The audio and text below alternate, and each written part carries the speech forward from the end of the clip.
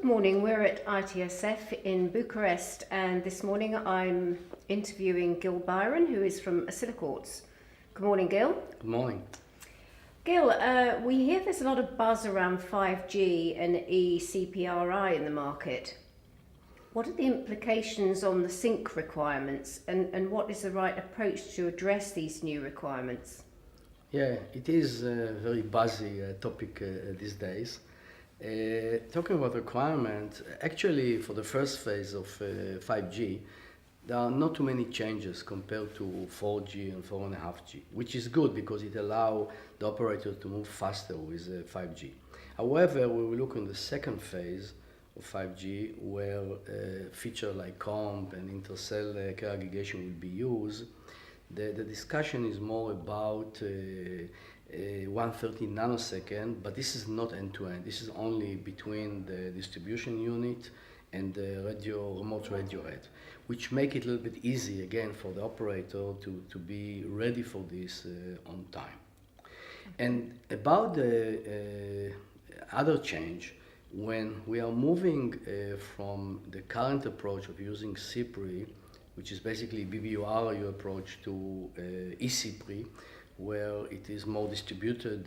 You have the central unit, you have the distributed unit, and you have the radio head. Suddenly, the number of PTP clients that a grandmaster has to support is not the number of BBU, it's really the number of the remote radio head, which make it more scalable, I would say. Yeah. About implementation, there are two approaches in the market. The first approach is what we call the distributed approach, is to put some small grandmaster, like integrated grandmaster like our 5405, and the operator will deploy it in the location of the DU. And then each device like this, you need to support only the number of RRU that connected to the DU, which is few tens, I would say. The other approach is to use more centralized approach, and then they want to put a bigger grandmaster, in many cases also with a 10 gigabit interface, and like our 5430.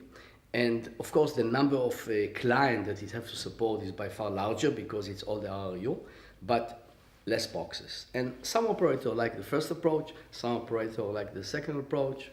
It's up to them for the site. Okay. Gil, I understand that sync supply units refuse to die and bits clocks are still very popular. Why do telecom operators refuse to give up on SSU? And what's the right approach to deliver bits clocks in 2019 and beyond? Yeah, so yeah, it's a debatable topic. So first of all, if you talk with any operator today, they will tell you that they have plans to unplug SDH networks, Sonic networks in North America, but it never happened. And in many cases, it's not going to happen for the next 10 years. The reason for it is that these operators are bound to provide a high secure service for government organization. And in the government eyes, TDM is the most secure network versus packet network. As long as this high profitable service revenue is guaranteed, there is no justification or no way to unplug the SDH and SONET. As long as the SDH SONET is in place, SSU need to provide the clock with the bits clock to these devices. So it cannot be uncoupled. Now, with this approach in place, we have a problem because SSUs are with us for 20 and 30 years. Nobody is developing today pure SSU anymore. The units that are provided today in the market were developed 10 years ago and more, meaning we are getting into end of life of component and such. So it creates a problem because there is a maintenance, there is a cost. As one of the operators told me over lunch, the people in my organization that know about this are retiring. I don't have anyone to talk with about it. This is a big problem for me. So what is the solution? The solution, on one hand, to support what we call the legacy synchronization, which is the bits clock, but it doesn't make sense to replace old with old. So the solution is to combine all the required function of the legacy bits clock together with 3G, 4G, and 5G requirement, meaning PTP and SyncE, together with the latest requirement from ITU for PRTC Class B and ePRTC Class A and ePRTC Class B, all in one device. And then, from one hand, you protect the requirement for the SDH Sonnet for as many years as you want.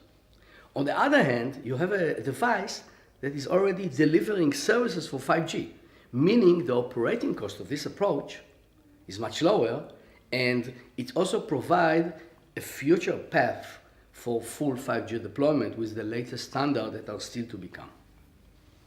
Gil, I hear recently that there's a big increase in demand for Cesium clocks. What's the reason for this increase, and what are the new requirements in today's markets?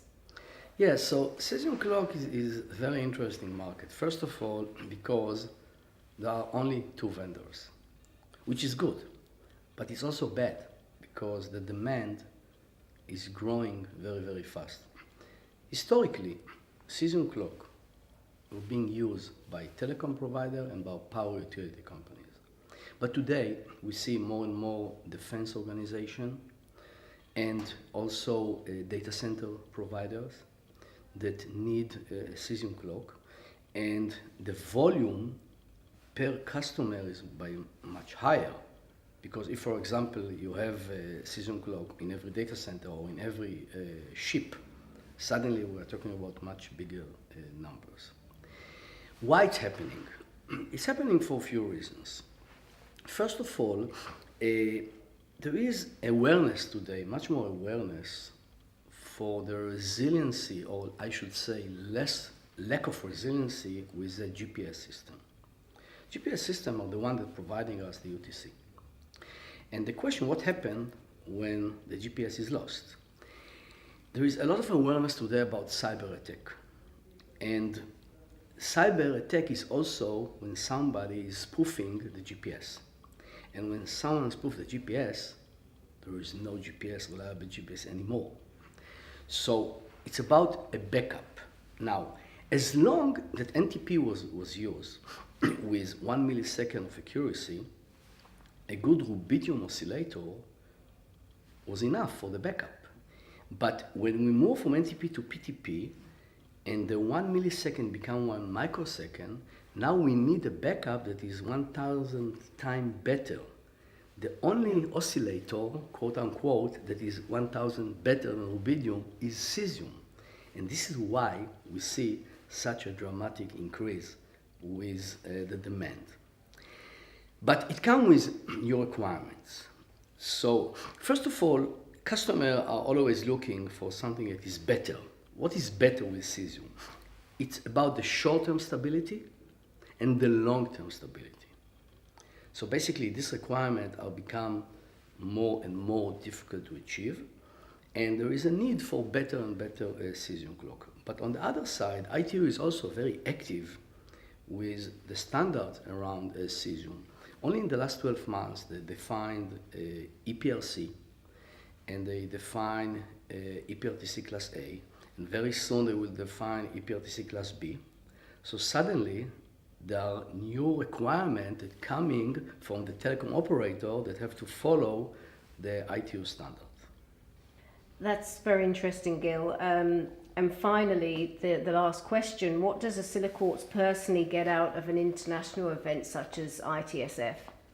So first of all, as a market leader in synchronization, if we are not in ITSF, we don't exist. It's as simple as that. But this is just marketing.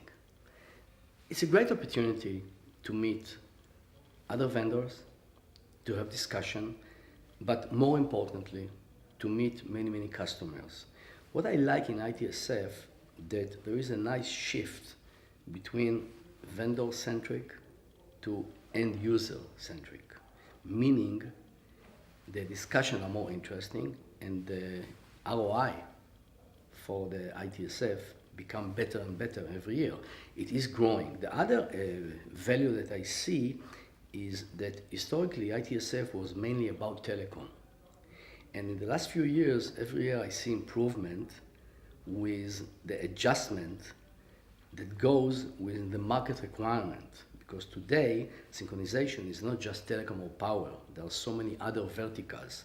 And I think that you and your team do a great job to adjust, the program and together with the steering committee, of course, to address all this new requirement, which make it more and more interesting every year. I am myself learning stuff that I was not aware of here, which is great.